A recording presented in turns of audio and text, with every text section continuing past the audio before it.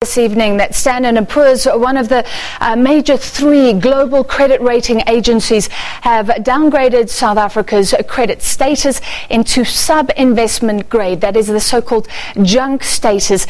This has a whole lot of implications for South Africa's attempts to borrow money. We need to take on debt. It could make those borrowing costs so much higher, and that affects everybody because there's less money to go around.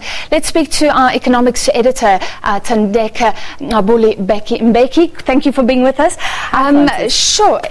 This happened just days after, even quicker than we expected. Hot on the heels of the reshuffle, and in the rationale, which is the explanatory note of Standard & Poor, high up there is policy risk, political uncertainty, and reference is made to conflicts in the ANC-led government. Sure, and that is similar to what Fitch flagged on Friday, talking about increased risk to our politics. We've seen an ANC divided. I'm surprised at how quickly they've moved. Do you think this could be followed by an action from Fitch as well, from Moody's as well? Well, Moody's is due to make a pronouncement perhaps on Friday, and we're expecting them to say pretty much the same things.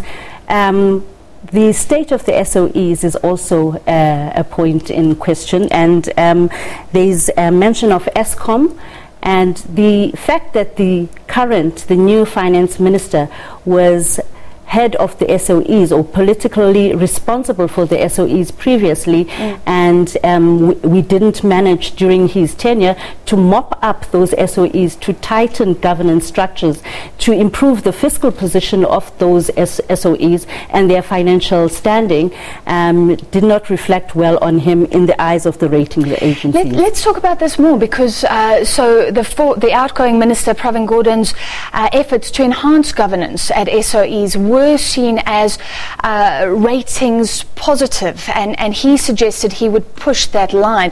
Do you think this is a sign that the rating agencies are no longer confident that they will see that push to really clean up those state-owned entities? I think, Francis, this is a colossal vote of no confidence in the new governing structures.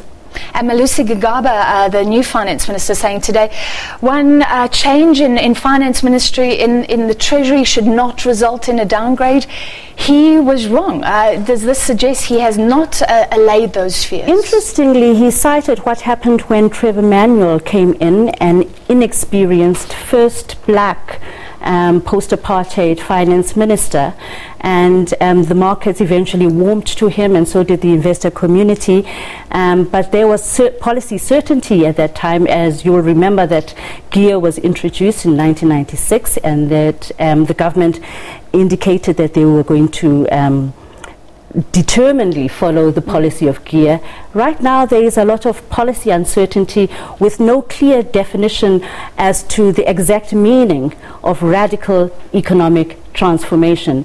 We saw a step change in the wording today, where the new deputy finance minister was speaking about inclusive economic policy. All right, thank you so much. Yes, a lot of questions still to be asked, and one of the questions, who could move next out of Moody's or Fitch? That was economics editor Thandeka Gqubule-Mbeki. Now, the country's new finance minister has